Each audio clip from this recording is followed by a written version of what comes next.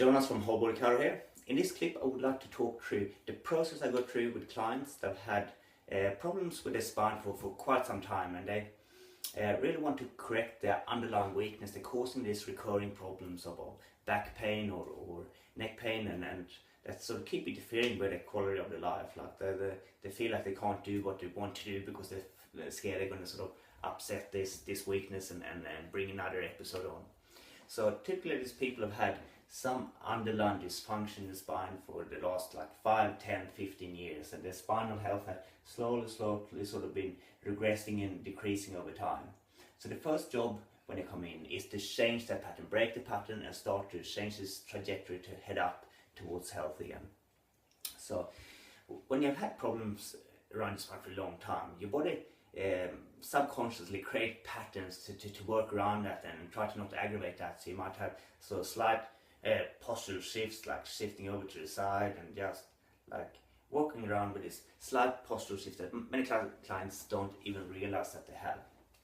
So what to break that pattern? So I usually start with quite frequent care, that care period like maybe 3 times a week, because I find is as long as the client can hold an adjustment before they're sort of starting to shift back to their old pattern of movement and function. And we want to get ahead of the curve and ahead of the problem, so we need that frequent care. After that we head into phase 2, and that's when we really sort of continue to work to improve function with these segments, like regain lost joint mobility and so forth. I usually see clients like 2 times a week throughout that period to really regain full mobility around the segments. However, the changes in the tissue continues even after that second most intense care phase, and that's because if you keep that mobility over time, you're going to get the ligaments to lengthen to full length and regain health and break down the scar tissue, and same with muscles regaining length and scar tissue being sort of eaten away as you're restoring or keeping the segment functioning over time.